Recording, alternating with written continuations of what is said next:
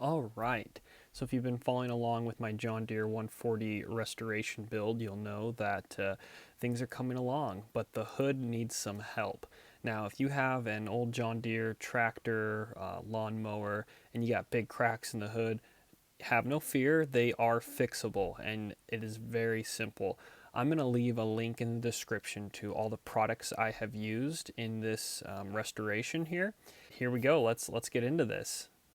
The first thing you're going to need to do is purchase some fiberglass, and this whole kit I'm going to link down in the description, but basically it's like a glue type mixture with a hardener, and then the fiberglass paper sheets that you're going to use to build up the area that has been cracked or damaged. So you just mix up the glue and hardener together, and then you're going to spread it all around the outside area where the crack is. And then from there, I mean, make sure you just really lather that on there. You're going to want to make sure that you are very, very, very diligent in getting as much as possible, because that's glue is what's going to be holding it all together. And then from there, you just put the fiberglass paper on the top of it, and that fiberglass is obviously going to eventually harden, and you're going to be able to sand this all down, and I'll show you all that. But go ahead and put it on there, smooth it out, and then try to get it as straight and even as possible. And then you're going to put another layer of glue on top of that and just really lather that glue down.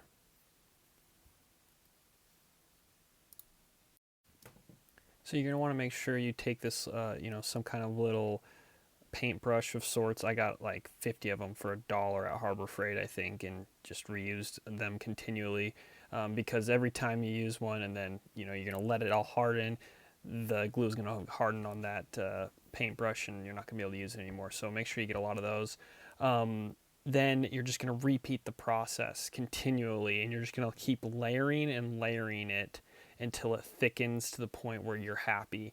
And you can see here the layers will just continually, glue, harden. And I mean, I left probably like, I don't know, 15 to 20 minutes, and then it was hard enough to put the next layer on. Sometimes I'd go an hour. I even got a little heater, like small space heater, and put that heater on the glue, and that sped up the process for me a little bit. And I started putting this on the front and the back of the hood, and so I just kind of feathered it in every which direction and layered it. I don't know, I'd say I probably did 10 different sheets of fiberglass on the front and the back. And the very first one you do, it might be a little flimsy, it won't be completely hardened, but then it gets hard after that once you start doing multiple layers. And you can see here that it kind of bubbled up a little. Well, it didn't bubble up, but I kind of formed it up higher than I would like. And so what I did is I took a Dremel, and then I started using a small sanding bit on the Dremel and just started shaving down everything into the shape and the form that I wanted it. And then from there is when Bondo comes in. And Bondo is just obviously standard auto Bondo. Same thing you use to fill dents in a car. You can pick this up at any store that sells Bondo, any auto parts store. Anyway, from there, it's just the same process of bondoing, sanding, and making sure you get everything smooth. But the base layer of that fiberglass is going to be, you want it to be thick enough to have the most support and the bulk. And then the Bondo is just for the smoothing and shaping.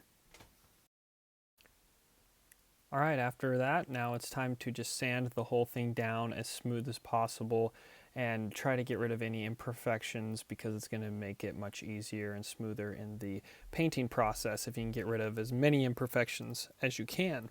And then from there, it's time to go ahead and degrease it, smooth it down, get a microfiber towel, and just clean it off, clean the surface, and then it's time to prime. So I went ahead and did about 3 coats of primer. I didn't need to use all these cans. I have more than I'm painting, so I had an extra can of primer, but I used about half a can of primer and half a can of green. But this Rust-Oleum works really well even on the fiberglass from what I've noticed. And from here, you need to go ahead and get a really fine grit of sandpaper. I'm using 600 grit, 400 grit would work just fine. Go ahead and lightly sand down the primer, and then you're off and going with the paint. I obviously did the original green John Deere paint, and you can see it's turning out pretty well. Now once I've had all the green put on, I did put on 2 coats of clear coat, and that looked really good and turned out really well. There are some little scratches that can still be shown. I mean, it's not perfect. I didn't do a perfect job on it. I'm not a professional painter. I didn't have a professional paint booth. I just used rattle cans, and it turned out really good though, and I'm really happy with the result. The one thing that I still need to do is put the decal along the side, and I did order those. I'm gonna leave a link in the description for where you can get those. You can just get them on eBay. But anyways, that's kind of the last thing I need to do. So if you want to see this fully put on the tractor, go ahead and check out my channel. I'm doing a full restoration of this John Deere 140, and I'm actually converting it to an electric lawn tractor. So it's kind of a fun process, but the whole thing's gonna look awesome when I'm done. And the hood was just one of those steps in this process. So thank you for watching, and I hope you enjoyed and maybe learned something.